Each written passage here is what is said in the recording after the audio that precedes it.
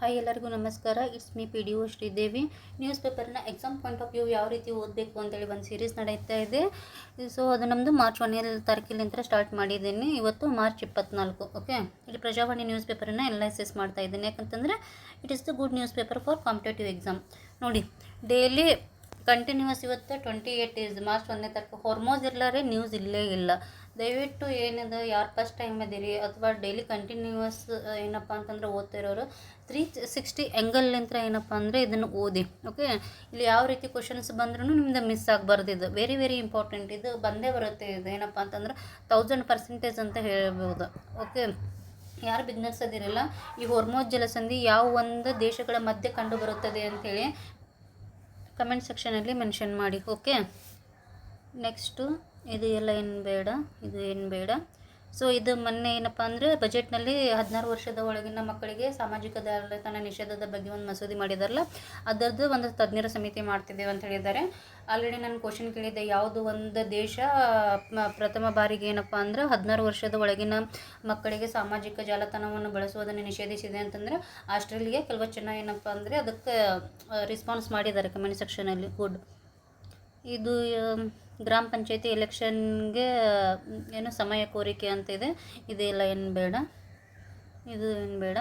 ಈಗ ನೆಕ್ಸ್ಟ್ ನಮ್ದು ಇನ್ನು ಎಲೆಕ್ಷನ್ಸ್ ಬರ್ತಾವಲ್ಲ, ಗ್ರಾಮ ಪಂಚಾಯತಿ, TP ಮತ್ತು JDPಗೆ, ಅಲ್ಲಿ ನಾವು EVM ಬದಲಿ ಮತಪತ್ರ ಅಂದರೆ ಮೊದಲಿಂದ ಬ್ಯಾಲೆಟ್ ಸಿಸ್ಟಮ್ಗೆ ಯೂಸ್ ಮಾಡಲಿಕ್ಕೆ ಅದು ನಮ್ಮದು ಗೋರ್ಮೆಂಟ್ ಅದಕ್ಕೆ ಅನುಮೋದನೆ ನೀಡಿದೆ ಅಂಥೇಳಿ ಮ್ಯಾಟರ್ ಇದೆ.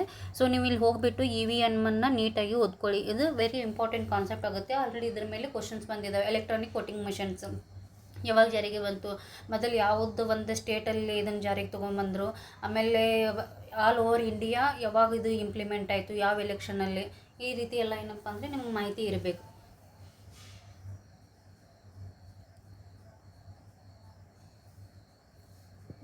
ಇದೆಲ್ಲ ಏನು ಬೇಡ. ಲೋಕಲ್ ನ್ಯೂಸ್ ಯಾವಾಗ್ಲೂ ಏನಪ್ಪ ಅಂದ್ರೆ ಬರಲ್ಲಂಗಿಲ್ಲ. Unless and until state, national, international ಅದು ರಿಲಿವೆನ್ಸ್ ಪಡೆದಿದ್ರೆ ಮಾತ್ರ ಬರುತ್ತೆ. ಓಕೆ, ಇದೆಲ್ಲ ಫುಲ್ ಅಡ್ವರ್ಟೈಸ್ಮೆಂಟ್ ಇದೆ. ಸೊ ಇದು ಎಲ್ಲ ಏನು ಬೇಡ.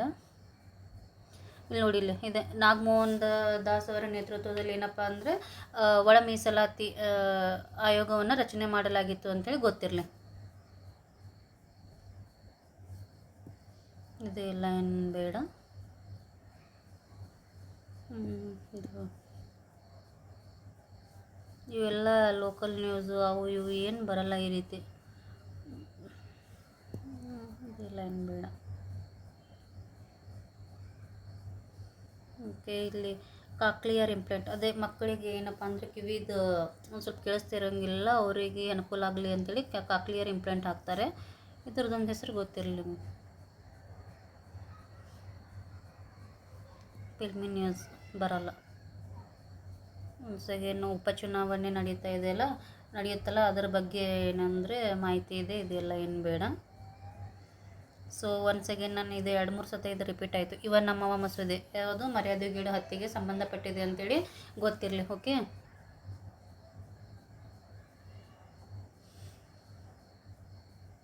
ಇದೆಲ್ಲ ಏನು ಬೇಡ. ಸೊ ವೆರಿ ವೆರಿ ಇಂಪಾರ್ಟೆಂಟ್ ಆಗುತ್ತೆ. ನಾವಿಕ್ ಟಾಪಿಕ್ ಬಂದಿದೆ.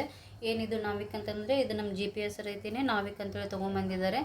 ಆಲ್ರೆಡಿ ಏನಾಗಿತ್ತು ಅಂದರೆ ಇದು ನಮ್ಮದು ಕಾರ್ಗಿಲ್ ಯುದ್ಧದ ಟೈಮ್ದಲ್ಲಿ ನಮ್ಮದು ಪಾಕಿಸ್ತಾನದ ಸೇನಾ ನೆಲೆಗಳ ಬಗ್ಗೆ ನಮಗೊಂದು ಮಾಹಿತಿ ಕೊಡ್ರಿ ಅಂತ ಅಮೇರಿಕಾನನ್ನು ಕೇಳ್ಕೊಂಡೇವು ನಾವು. GPS ಯಾವುದು ಅಮೇರಿಕಾದಿದ್ದು. ಓಕೆ, ಅವರು ನಮಗೇನೆಂದರೆ ಅದು ಮಾಹಿತಿ ಒದಗಿಸ್ಲಿಲ್ಲ. ಹೀಗಾಗಿ ಏನಪ್ಪ ಅಂದರೆ ಅದರಲ್ಲಿಂದ ಇನ್ಸ್ಪಿರೇಷನ್ ಪಡ್ಕೊಂಡು ನಮ್ಮದೇ ಆದಂಥ ವ್ಯವಸ್ಥೆ ಇರಬೇಕು ಅಂಥೇಳಿ ಈ ಒಂದು ನಾವಿಕನ್ನು ಅಭಿವೃದ್ಧಿಪಡಿಸಿದ್ರು. ಯಾರು? ನಮ್ಮದು ಇಸ್ರೋದವರು. ಓಕೆ, ಇದರದ್ದು ಏನು ನಾವಿಕದ್ದು ವಿಸ್ತೃತ ರೂಪ ಏನು? ನ್ಯಾವಿಗೇಷನ್ ವಿತ್ ಇಂಡಿಯನ್ ಕನ್ಸಲ್ಟೇಷನ್ ಅಂಥೇಳಿ. ಮತ್ತು ಇದನ್ನು IRNSS ಅಂದರೆ Indian regional navigation satellite system ಇದೆ. ಇದು ನಮ್ಮ GPS ಇದೆಯಲ್ಲ ಅದೇ ರೀತಿ ಏನು ಅದಕ್ಕೆ ಸಮ ಅಂತ ಹೇಳ್ತಾ ಇದ್ದಾರೆ. ಇದನ್ನು ಇಸ್ರೋದವರು ಡೆವಲಪ್ಮೆಂಟ್ ಮಾಡಿದ್ದಾರೆ. ಇದು ಏನು ಮಾಡುತ್ತೆ ನಮ್ಗೆ ಅಂತಂದರೆ ಎಕ್ಸಾಕ್ಟ್ ಒಂದು ಪೊಸಿಷನಿಂಗ್ ಅಂದರೆ ನಾವು ಯಾವ ಸ್ಥಳದಲ್ಲಿ ಇದ್ದೇವೆ ಅಂಥೇಳಿ ಆ ನಿಖರದ ಸ್ಥಳದ ಮಾಹಿತಿಯನ್ನು ಒದಗಿಸುತ್ತದೆ. ಇನ್ನೊಂದು ಟೈಮಿಂಗ್, 2 ಮಾಹಿತಿಯನ್ನು ನೀಡ್ತೈತಿ.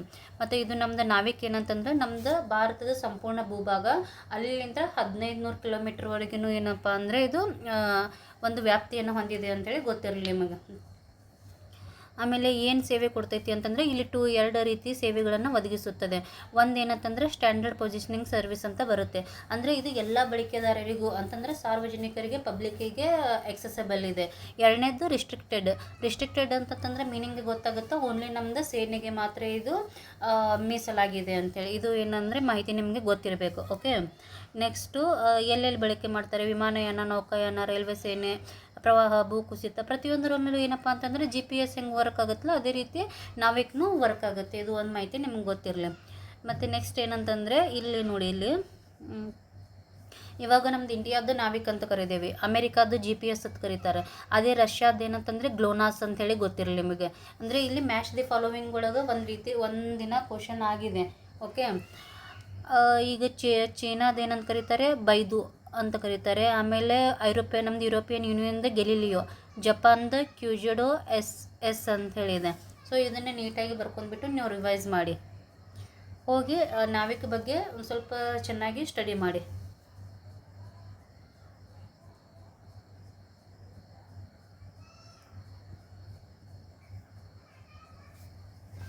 ಇದು ಎಲ್ಲ ಏನು ಬೇಡ. ಸೊ ಅದೇ ಕರಡಿ ಕುಣಿತ ಮತ್ತು ಗೂಳಿ ಕುಣಿತ ಅಂತ ಬರುತ್ತೆ. ಇದು ನಮ್ಮದು ಷೇರು ಮಾರುಕಟ್ಟೆಯಲ್ಲಿ ಎರಡು ಏನು ಟರ್ಮ್ಸ್. ಕರಡಿ ಅಂತಂದರೆ ಷೇರು ಮಾರುಕಟ್ಟೆ ಒಂದು ಏನು ಕುಸಿತ ಆಗ್ತಾ ಇದೆ ಅಂತ ಹೇಳಿ ತೋರಿಸುತ್ತೆ. ಮತ್ತು ಅದೇ ಷೇರು ಮಾರುಕಟ್ಟೆ ಏರುಗತಿಯಲ್ಲಿದ್ದರೆ ಗೋಳಿ ಕುಣಿತ ಆಗುತ್ತೆ. ಇದು ಕಾನ್ಸೆಪ್ಟ್ ನಿಮ್ಗೆ ಗೊತ್ತಿರಲಿ. ಇದೆಲ್ಲ ಏನು ಬೇಡ. ಇದು ನೋಡಿ, ತೈಲ ಸಂಗ್ರಹಗಾರಗಳು ಒಂದು 4-5 ಟೈಮ್ ರಿಪಿಟೇಷನ್ ಮಾಡಿರ್ಬೋದು. Very important concept. ಸೊ ಇಂಡಿಯಾದಲ್ಲಿ ಎಷ್ಟಿದಾವೆ? ಆಲ್ರೆಡಿ 3 ಅದಾವೆ. ಈ ಸತ ಅವ್ರು ಕೊಟ್ಟಿದ್ದಾರೆ ನೋಡಿ ಇಲ್ಲಿ ನ್ಯೂಸ್ ಪೇಪರಲ್ಲಿ.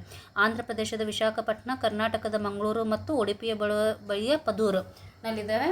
ಮತ್ತು ಯಾವ ಒಂದು ಪ್ಲೇಸ್ನಲ್ಲಿ ಇದು ತೈಲ ಸಂಗ್ರಹಗಾರ ಇನ್ನೂ ಕಟ್ಟಬೇಕು ಅಂಥೇಳಿ ಪ್ರಪೋಸಲ್ ಇದೆ ಅಂಥೇಳಿ ನೀವು ಕಮೆಂಟ್ ಸೆಕ್ಷನಲ್ಲಿ ಮೆನ್ಷನ್ ಮಾಡಿ. ಆಲ್ರೆಡಿ ನಾನು ಅದನ್ನು ಒಂದು 4-5 ಬಾರಿ ಹೇಳಿದ್ದೇನೆ. ವೆರಿ ಇಂಪಾರ್ಟೆಂಟ್ ಇದು. ರೈತರ ಸಾಲ ಮನ್ನಾ ಪ್ರಸ್ತಾವವಿಲ್ಲ ಅಂತ ಇದು ಇದೆ. ಬಟ್ ಇಲ್ಲಿ ಕಿಸಾನ್ ಕ್ರೆಡಿಟ್ ಕಾರ್ಡ್ ಅನ್ನೋದು ವರ್ಡ್ ಬಗ್ಗೆ ಮಾತಾಡಿದ್ದಾರೆ, ಅದ್ರ ಬಗ್ಗೆ. ಸೊ ಇದು ಕಿಸಾನ್ ಕ್ರೆಡಿಟ್ ಕಾರ್ಡ್ ನಮ್ಮದು exam point of view very important topic ಆಗುತ್ತೆ, ಹೈ ಯೀಲ್ಡಿಂಗ್ ಟಾಪಿಕ್ ಅಂತ ಹೇಳ್ಬೋದು. ಸೊ ಇಲ್ಲಿ ಏನಪ್ಪ ಅಂತಂದ್ರೆ ರೈತರಿಗೆ ಒಂದು ಸಾಲ ಕೊಡುವ ವ್ಯವಸ್ಥೆ ಇದೆ. ಇದು ಏನಂತಂದ್ರೆ 1998ರಲ್ಲಿ ಇದನ್ನು ಜಾರಿಗೆ ತೊಗೊಂಡ್ಬರ್ತಾರೆ. ಮತ್ತು ಇದನ್ನು ಈ ಪಾಲಿಸಿ ಸಿದ್ಧ ಮಾಡಿದವರು ಯಾರು? ನಬಾರ್ಡ್. ಯಾವ ಒಂದು ಕಮಿಟಿಯ ಅಥವಾ ಆಯೋಗದ ಶಿಫಾರಸಿನ ಮೇರೆ ಎತ್ತಂದ್ರೆ ಗುಪ್ತಾ ಅಂತ ಬರ್ತಾರೆ. ಆ ಗುಪ್ತಾ ಸಮಿತಿಯ ಒಂದು ಆಧಾರದ ಮೇಲೆ ಕಿಸಾನ್ ಕ್ರೆಡಿಟ್ ಕಾರ್ಡನ್ನು ಸ್ಕೀಮ್ನ ಜಾರಿಗೆ ತೊಗೊಂಬಂದಿದ್ದಾರೆ. ಹೋಗಿ ಕಿಸಾನ್ ಕ್ರೆಡಿಟ್ ಕಾರ್ಡನ್ನು ನೀಟಾಗಿ ಓದ್ಕೊಳ್ಳಿ. ಇದು ಕಿಸಾನ್ ಕ್ರೆಡಿಟ್ ಕಾರ್ಡಲ್ಲಿ ಶಾರ್ಟ್ ಟರ್ಮ್ ಲೋನ್ ಕೊಡುತ್ತಾ ಅಥವಾ ಲಾಂಗ್ ಟರ್ಮ, ಮತ್ತು ಇದು ಕೇವಲ ಅಗ್ರಿಕಲ್ಚರ್ಗೆ ಅಥವಾ ಅಲೈಡ್ ಸೆಕ್ಟರಿಗೂ ಲೋನ್ ಕೊಡ್ತಾರಾ ಅಂತೇಳಿ ಓದ್ಕೊಂಡ್ಬಿಟ್ಟು ಕಮೆಂಟ್ ಸೆಕ್ಷನಲ್ಲಿ ಮೆನ್ಷನ್ ಮಾಡಿ. ದಯವಿಟ್ಟು ಹೇಳ್ತಾ ಇದ್ದೀನಿ, ಎಷ್ಟು ಅರೌಂಡ್ 500, ಇವತ್ತಂತೂ 600 ಮೇಲೆ ಹೋಗಿತ್ತು. ಯಾಕೆ ಯಾರೂ ರೆಸ್ಪಾನ್ಸ್ ಮಾಡ್ತಾಯಿಲ್ಲ, ಕಮೆಂಟ್ ಮಾಡ್ತಾಯಿಲ್ಲ ಅಂತ ಅರ್ಥ ಆಗ್ತಾಯಿಲ್ಲ. ಇವಾಗ ನೋಡಿ, ಏನೋ ನಿಮಗೇನೋ ಅನ್ನಿಸ್ತಿರ್ಬೋದು, ಇವಾಗ 4 ಜನ ಮಾಡಿರ್ತಾರಲ್ಲ, ನಾವು ಅವ್ರದ್ದೇ ಓದ್ಬಿಟ್ಟು ನಾವು ತಿಳ್ಕೊಂಡು ಬಿಡೋಣ ಅಂಥೇಳಿ ಕೆಲವು ವರ್ಷದಲ್ಲಿ ಮನೋಭಾವನೆ ಇರುತ್ತೆ. ಅದು ಎಂದೂ ಏನಪ್ಪ ಅಂದರೆ ನಿಮ್ಗೆ ಅದು ಹೆಲ್ಪ್ ಆಗಂಗಿಲ್ಲ. ನೀವು ಹೋಗಿ ಯಾವಾಗ ವರ್ಕ್ ಮಾಡ್ತಿರಲ್ಲ ಆವಾಗ ನಿಮಗದು ನಾಲೆಜ್ ಬರುತ್ತೆ, ನಿಮ್ಮ ಮೈಂಡಲ್ಲಿ ಫಿಕ್ಸ್ ಆಗುತ್ತೆ ಅದು. ಸೊ ಆ ರೀತಿ ಬೇರೆದವ್ರದ್ದು ನೋಟ್ಸ್ ತೊಗೊಂಡು ಸಾಕಷ್ಟು ನೋಟ್ಸ್ ಇದ್ದಾವೆ. ಬಟ್ ಯಾಕೆ ಕೆಲವಷ್ಟು ಜನ ಅಷ್ಟೇ ಏನಂತಂದರೆ ಸಕ್ಸಸ್ ಆಗ್ತಾರೆ ಅಂತಂದರೆ ಅವರಲ್ಲಿ ವರ್ಕ್ ಮಾಡಿರ್ತಾರೆ, ಅವು ವರ್ಕ್ ಮಾಡಿದ್ದದ್ದು ಪ್ರತಿಫಲ ಸಿಗ್ತೈತಿ. ಸೊ ನೋಡಿ ನೀವು ಏನು ಮಾಡ್ತೀರಾ ಅಂತೇಳಿ.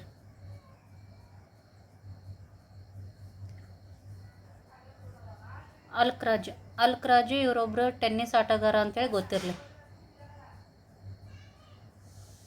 ಸೊ ಅದು ಬಿಟ್ಟು ಮತ್ತೇನು ನ್ಯೂಸ್ ಇಲ್ಲ ನೋಡಿ. ಯಾರು ಸೇರಿ ಇಲ್ಲೊಂದಿದೆ, ರಾಷ್ಟ್ರೀಯ ಒಳಾಂಗಣ ಅಥ್ಲೆಟಿಕ್ಸ್.